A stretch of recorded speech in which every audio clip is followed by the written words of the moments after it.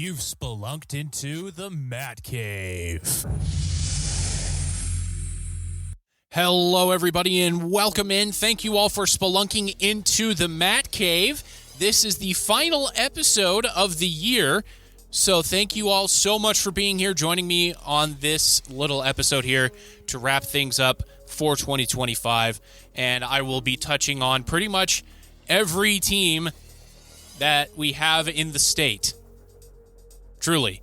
Not like every team, not Weber State, Southern Utah, Utah Tech, none of those. But the big three, Utah Jazz, Utah Mammoth, Real Salt Lake, I'll touch on almost all of them. So that is that. And then we'll also have at the very tail end of the episode a heartfelt thank you from me to you for being here all week, for being just fantastic people and just being there for me. So I'll wrap up the show that way. If you don't want the touchy-feely stuff, I'll give you a warning. But that's what we have on tap for today.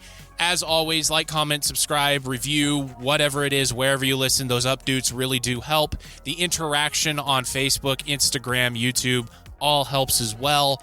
And just thank you for doing it. And I will continue to ask you to do it for me as well. But Thank you. The Matt Cave Podcast on Facebook and Instagram, the Matt Cave Podcast on YouTube, and that pretty much does it there. So let's just jump into it. First, let's start with Utah State against Washington State for the famous Idaho Potato Bowl.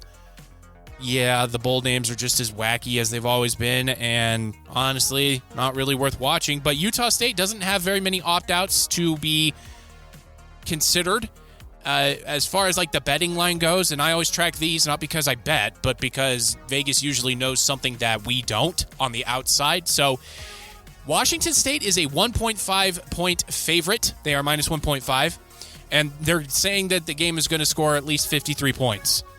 I believe that.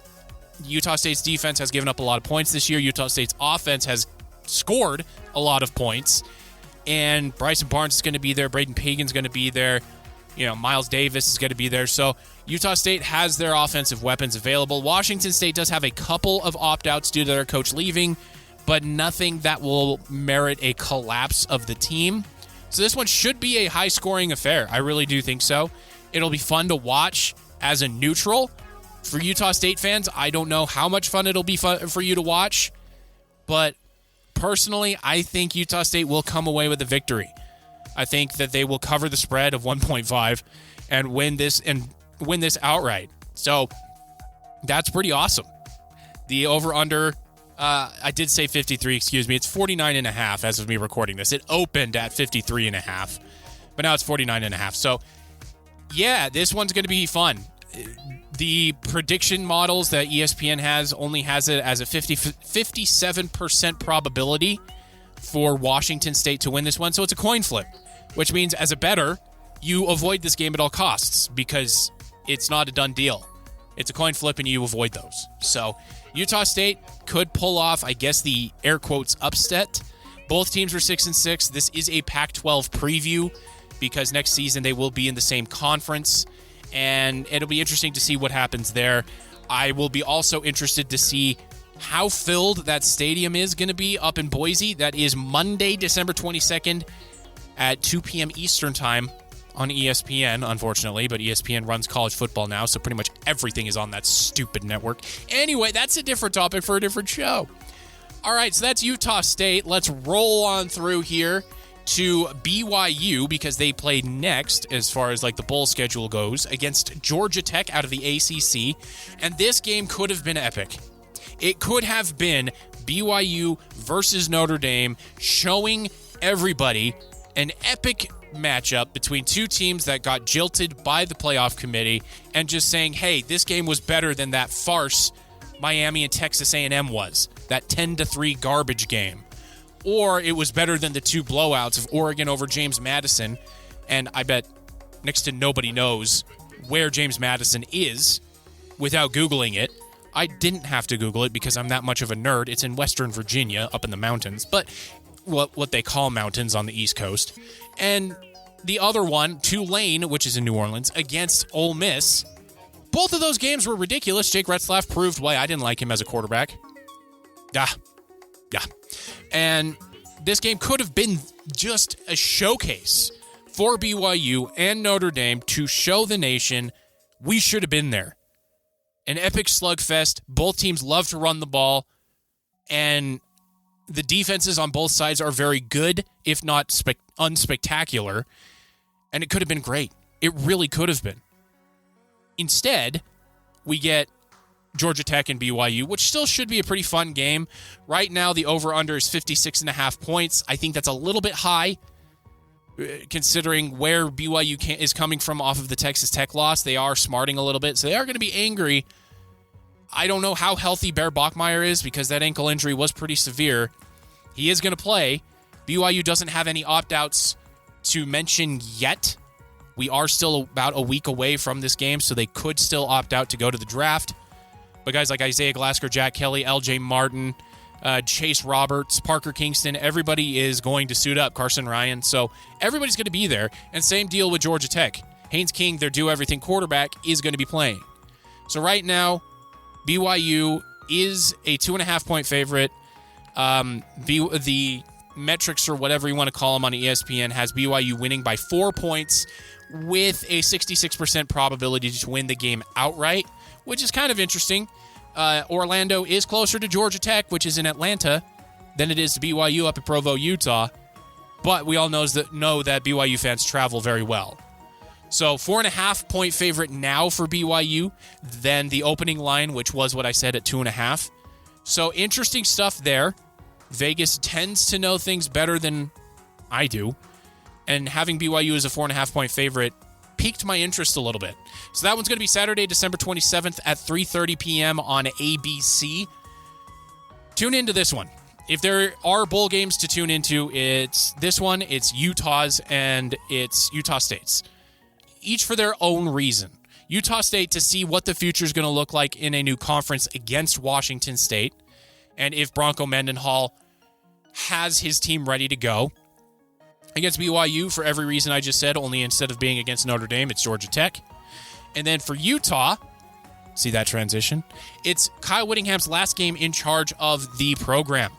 So for this one, it's a little bit more tricky because of a few opt-outs for the Utes, which obviously makes a lot of sense.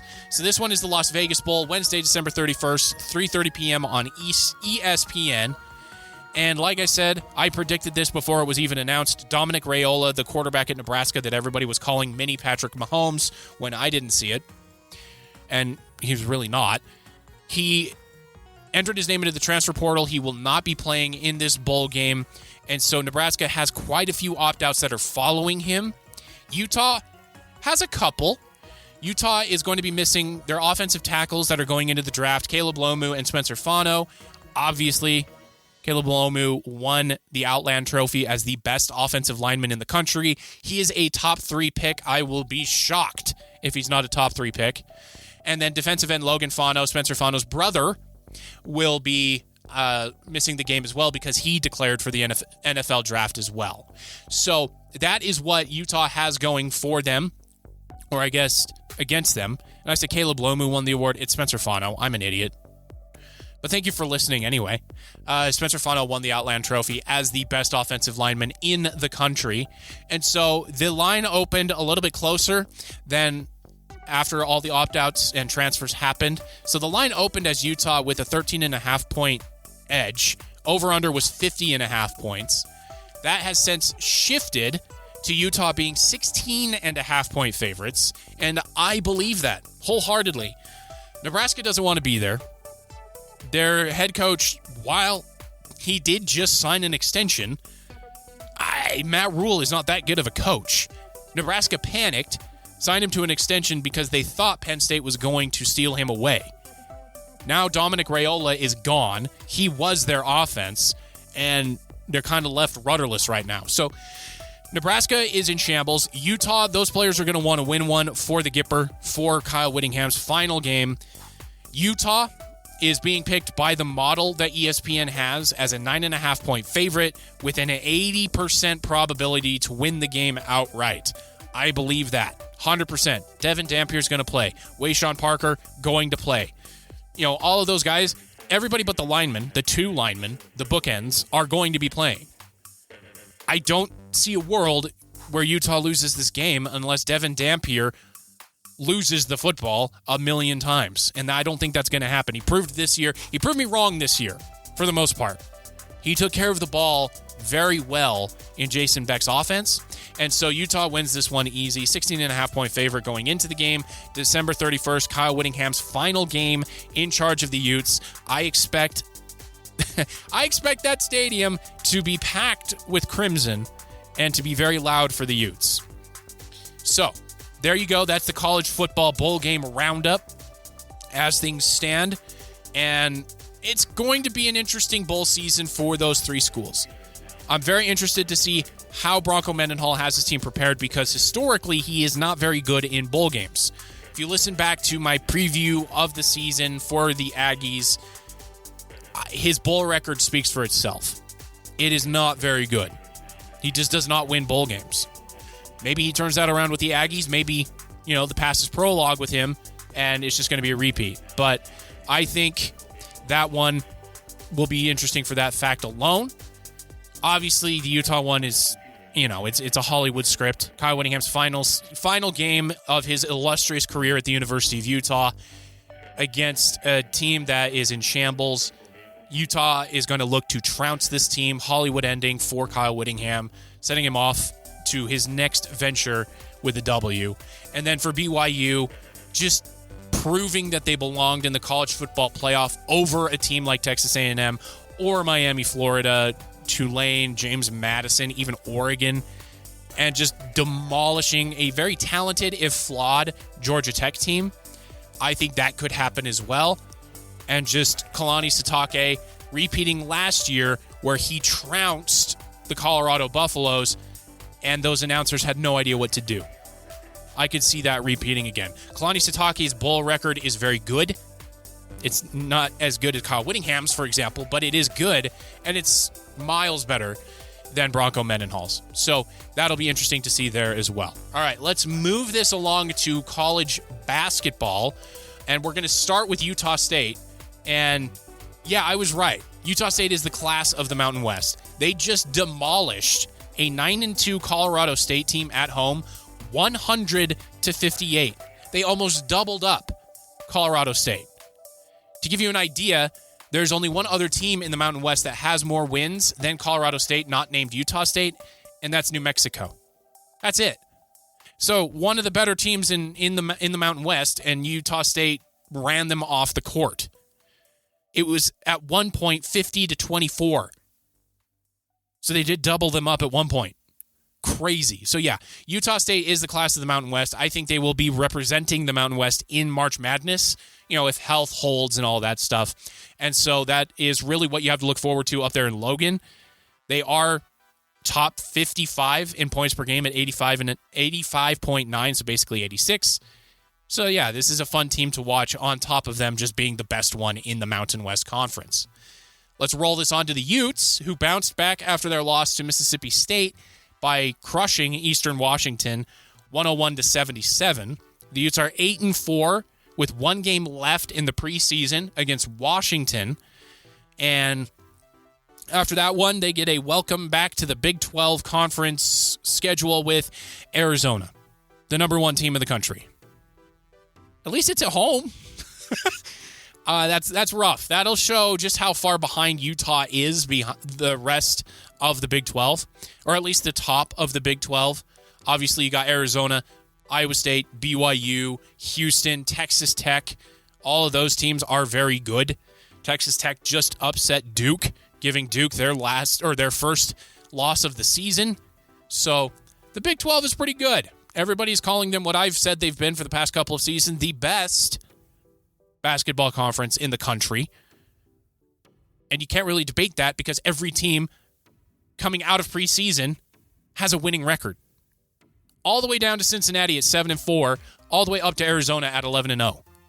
Every team in the conference has a winning record.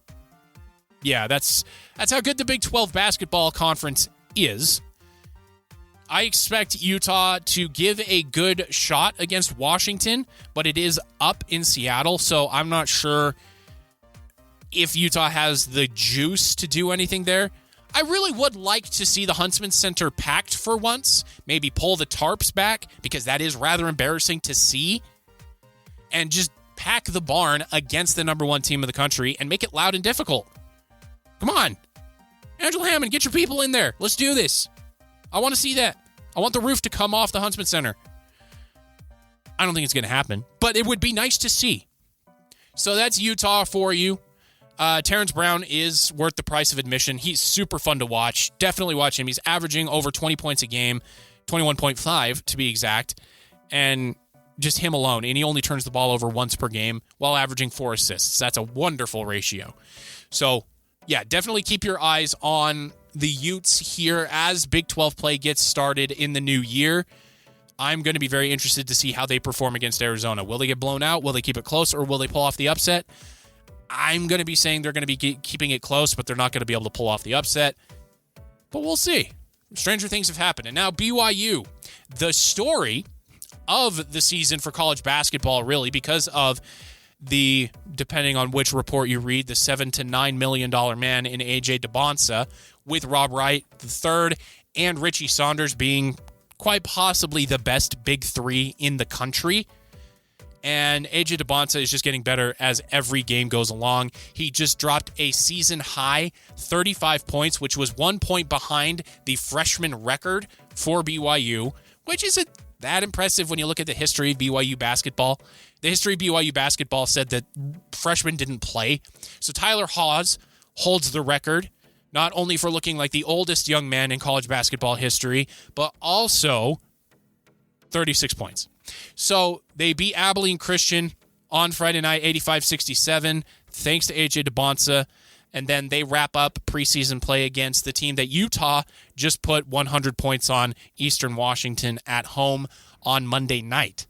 So BYU will go into conference play at 12-1, and they get a rather easy slate to start objectively. Sorry, Utah fans. But their first 4 games before they run into a ranked opponent are Kansas State, Arizona State, Utah, and TCU. While some of them have pulled upsets like Utah against Ole Miss or TCU upset somebody earlier in the season, none of these teams are expected to be really competitive for the top of the conference. So BYU kind of got a gift from the schedule makers there, ramping them into what is going to be a very difficult stretch where it's Texas Tech, Utah, Arizona, Kansas, Oklahoma State, Houston. So that'll be very difficult for them towards the end of January into February. But they get to be ramped up for it. Not bad. Not bad for BYU. AJ Dybantsa in the conversation for the Wooden Award, which is basically the Heisman of college basketball. I don't think he's going to win it just because bias and whatever else. And I'm not saying bias against BYU. I'm just saying bias against a school like BYU who is just bursting onto the national scene in college basketball. Usually this award goes to the bigger schools. Duke, North Carolina, Kansas, Arizona, stuff like that. And so it's just biased against a newcomer, not necessarily against the university itself or the player or the coach. That's just kind of how this works when it comes to the voters. So I'm not calling out bias against the university. I'm calling out bias against the situation. So that's what I'm saying. Unless AJ Dybantsa keeps increasing his scoring average up to like 30 points a game, then you can't ignore that. Because the BYU is playing in the most difficult and most talented conference in the country. All right. So that is college basketball. That is college football. Let's move it up to the professionals. And let's start with Real Salt Lake. Real Salt Lake has been very quiet. They signed DeAndre Yedlin to an extension. They did trade a couple of guys away for allocation money. They did trade for a guy. Nothing that really moves the needle. They have been rumored to be in on a couple of guys that would be improvements on the team, but nothing has come through. I don't really anticipate them doing anything. And that's both a knock on the new ownership, but also a knock on how the team has been run forever. It's all about internal improvement. It is not about moving the needle for anybody on the outside looking in. And it's all about really well-coached technical soccer that is difficult to break down and then they spring out for a counterattack goal every now and again. That is the Real Salt Lake blueprint all the way back to when they won the Cup all those years ago with, Kyle Beckerman and Nick Raimondo, Javi Morales, all those guys. So there's nothing much to report on Real Salt Lake. I am going to be taking a look at those ticket prices, parking prices, concessions, and gear. Because when I looked at the jerseys last year, they were more expensive than Jazz, the Mammoth, and even college football jerseys. It's ridiculous. Like a Justin Glad jersey was almost $200. And that wasn't even at the team store. I didn't spend that much for an inaugural Captain Patch Clayton Keller home jersey last year. That's so crazy. All right, moving on from Real Salt Lake, let's talk about the Jazz. The Jazz don't play defense. That's it. They have not kept an opponent under 100 points. Pretty much all season. In fact, all season. Yeah, they don't play defense. All season, they have not allowed less than 100 points. As I'm looking through their results, the lowest amount of points they have allowed is 105. Are you kidding me? What has the NBA become? It is not worth watching. It is not worth your money. It is not worth your time. It is not worth anything for you to watch this team. They don't play defense. They treat this game like it's an all-star game. Just look at the Lakers game. That Lakers game was ridiculous. 143-135 was the final. Are you serious? And look at these stats, okay, real quick. We're going to take some stats here. LeBron James, the geriatric at this point. He scored 28 points. He had a double-double. Luka Doncic, who's having a revitalized year for obvious reasons, 45 points, 11 rebounds, and 14 assists with 5 steals. That's a triple-double. Nobody in the starting 5 for the Lakers scored less than 10 points. The Jazz, on the other hand, Keontae George, who everybody is saying is the next Donovan Mitchell or he's the next breakout star for the Jazz, we'll see. He is improving the major thing that I had a problem with him, which was turnovers. In this game, just as an example, 8 assists to 2 turnovers. That's a great assist-to-turnover ratio. That's 4-1. Even I know that, and I'm not a mathematician. So he is looking pretty good, but he's a volume shooter just like Donovan Mitchell is. And as we've seen in the NBA, volume shooters don't win rings. They don't win pennants. They don't win pennants. What is this, baseball? They don't win banners. Allen Iverson was the closest anyone got. And he only took 1 game from the Lakers in the finals. So he was 9 for 20 from the floor. A little bit less than 50%. Again, I'm not a mathematician, but at least I can do that much. Other than that, the best player on the floor was Ace Bailey, which was encouraging to see. He only had 2 personal fouls. He was 3 of 6 from deep, but 2 of 6 from the free throw line. Utah shot 66% from the free throw line in this game. They got to the line 47 times. So yeah, this team is just not worth your time. They're not worth your attention. And it's not even really worth me spending this much time talking about them, so I'm moving on to talk about something worth covering, which is the Utah Mammoth. So the Utah Mammoth currently sit just barely outside of the wild card at 37 points. The reason being they are tied with the San Jose Sharks, but the Sharks have played 36 games, whereas of me recording this episode before the Sunday game, Utah has played 37. That's the only reason. Utah, interesting factoid for you here, before the Sunday games end, Utah, the Mammoth, are the only team in the wild card picture with a positive goal differential of +4. They're the only one. They have a better goal differential than the Edmonton Oilers, who currently sit 3rd in the Pacific Division. That's an encouraging stat for anybody watching the Mammoth. The discouraging stat is when they score 2 goals or less, they have won once. That was against the Buffalo Sabres at home. Or no, that was in Buffalo. Never mind. That was in Buffalo. Once. So this team has to score 3 goals or more to have a shot at winning. as we've seen recently, they can't really do that. They got shut out by the Flames, only scored 2 against the Kings. They did score 3 against the Panthers, but then blew it late. Only scored 1 against the Devils, scored 1 against Boston, none against the Blues. So this team needs offense, and this team needs a better goalkeeper. I love Veggie. I really do. He plays his guts out night after night, but he's just not a starting goaltender in the NHL. He just isn't. And they're playing him like a workhorse. Yes, I know he has the most wins of a goal for a goalie in the NHL, or at least he was the last time I checked, which is a couple of days ago. But that's because he's played the most. Like, he's being played like a workhorse. Like, it's just... There's a lot of problems with this Utah Mammoth team. And no, I did not expect them to be a Stanley Cup favorite or a Stanley Cup contender, but I did think that they were going to be a lock for the playoffs. That is becoming less and less apparent with this team. They need to make moves. And there is a roster freeze that I really like over the Christmas break. Or not break, but over the Christmas season. So the roster freeze is from midnight of December 20th through midnight of December 28th. And so no trades, cuts, anything like that can happen during that time period. A masterstroke from the NHL Players Association getting that baked into the collective bargaining agreement. But after that, Utah needs to make a move because they are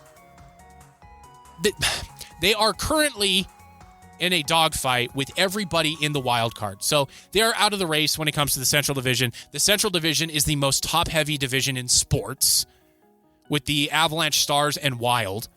57, 53, and 49 points, respectively. To give you an idea of how good that is, the best team in the Eastern Conference as a whole is the Carolina Hurricanes with 47 points, which would put them in the wild card in the Western Conference if they were in the Central Division.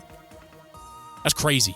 So Utah needs to improve, and they need to improve over teams like the Sharks, Kings, Blues, Flames, Canucks, Kraken, Jets, Predators, and Blackhawks. The good news there, Predators, Blackhawks, Kraken, not going to be challenging for anything because the Blackhawks have lost both of their young stars to injury for a while. The Blues, well, they're a minus 33 goal differential, so you tell me if they're going to make the playoffs. The Flames are going to be sellers here very soon. The Canucks have already begun selling, and the Kraken just traded Mason Marchment, and so I think they're going to be selling as well. The only team to really look out for is the Jets with Connor Hellebuyck back. We'll see what happens there. But that's really what Utah has to contend with. They have to play against all of those teams. Not against their division, just against those teams. So I'll keep you updated on that, but there you go. Here's your warning. Here's my thank you message to all of you. So before I sign off for the year, I just want to say something that's been on my mind a lot lately. This has been the most successful year the Matt Cave podcast has ever had. 5 years of doing the show, and somehow this one topped all of them. And that is entirely because of you, the Spelunkers. You showed up, you listened, you shared, you commented, you supported. You built this year, not me. And I won't sugarcoat it. This was also the hardest year I've had since starting the podcast. Harder than lockdown, harder than anything else. Unemployment, uncertainty, the emotional ups and downs, it wasn't easy. But every time I wondered how I was going to keep going, one of you popped up. A download, a message, a comment, hey, loved the episode. You have no idea how much that mattered. Some mornings, if it weren't for you guys, I don't know if I would have gotten out of bed. And that's true. Because of the growth of this show, because of you, I even have the chance this year to start a whole separate podcast just about the Utah Mammoth for another organization known as Fan Arch. It's been a blast. It's at 106 episodes. And if you haven't checked it out yet, it's on YouTube as Utah Mammoth Daily. That door opened because you helped this show grow. So as I take next week off to gear up for the new year, I just want to leave you with this message. I sincerely hope next year is better for me, for you, and for everyone everywhere. We all deserve that. But no matter what comes, thank you for being here with me. Thank you for making this the best year yet. And thank you for being the Spelunkers. I'll see you all in the new year.